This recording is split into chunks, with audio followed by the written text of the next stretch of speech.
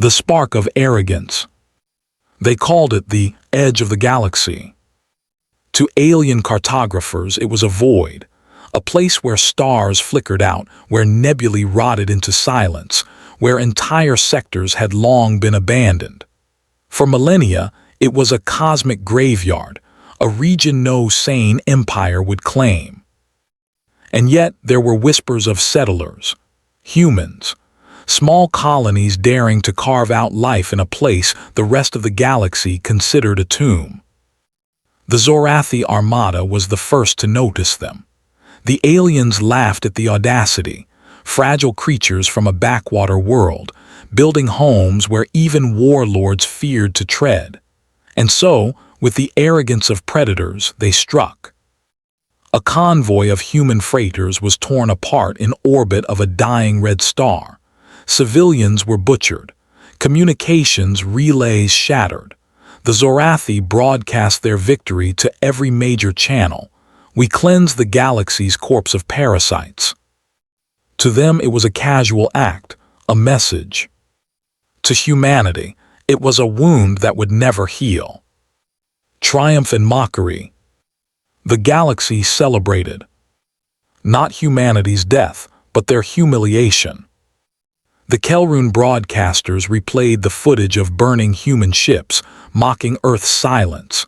The Voth councils declared that humans would never recover, too small, too civilized, too bound by laws of compassion. In the great halls of alien empires, the phrase became a joke. Attack humans at the end of the galaxy. They won't even send a reply. The Zorathi themselves drank in triumph. Their admirals boasted of cleansing the edges, bragging that they had pushed the most stubborn species into retreat. What none of them understood, what none of them could imagine, was that humans were not silent because they were powerless. They were silent because they were preparing. The silence before the storm. For 2 years, the galaxy mocked. For 2 years, human diplomats said nothing, their colonies dark, their convoys unseen. But beneath the silence, Earth was moving. In the void between stars, shipyards lit up like forges of the gods.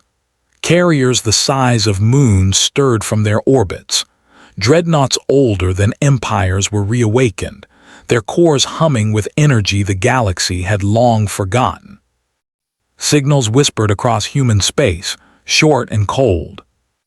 Awaken the fleets. Reactivate the protocols. This is no longer the frontier, this is home. When the silence finally broke, it was not with words. It was with the sound of engines so vast they drowned entire star systems. The shattering of illusions. The first retaliation was not an invasion. It was a warning. On the same channels where Zorathi once boasted, a transmission appeared. Static at first, then a single human voice. You called it the end of the galaxy. You were wrong. For us, it begins here.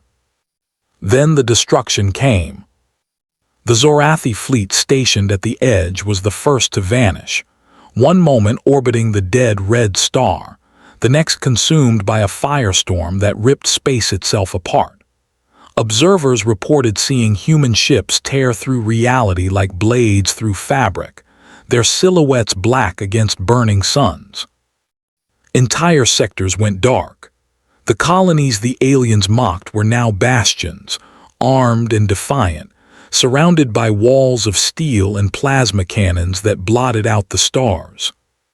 The galaxy realized too late. The dead region was not a graveyard, it was a crucible. When Earth moved, they thought humanity was fragile. They forgot that fragility teaches resilience. From the frozen worlds, soldiers rose in exo-armors that made them look like gods of war. From the oceanic colonies, carriers surfaced with wings of drone fleets stretching farther than sight.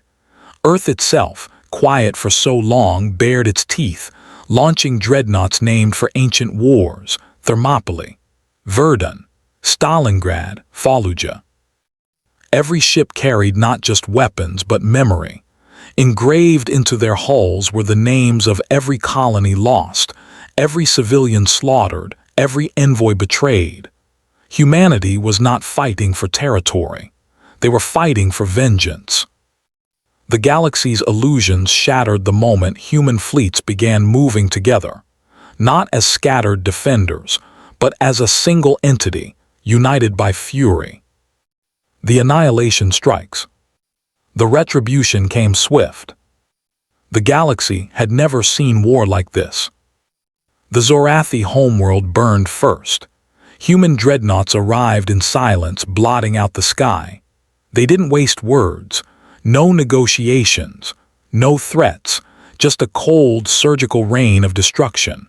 Planetary shields collapsed in seconds, cities vanished in storms of plasma, oceans boiled.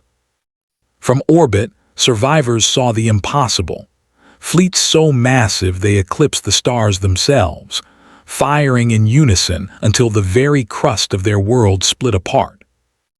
Other empires tried to intervene, out of fear, not loyalty. The Kelrune, who once mocked humanity, sent fleets to contain the humans. They vanished within hours, their last transmission filled with panic.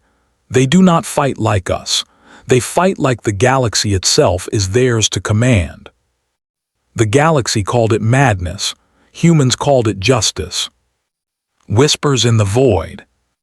When the fires dimmed, the silence returned. But this was not the silence of weakness. It was the silence of dominance. The Zorathi Empire no longer existed. The Kelrune councils collapsed under fear of retaliation. Trade routes bent around human space like rivers avoiding a mountain. And in the bars, in the courts, in the shadowed alleys of alien worlds, the whispers began.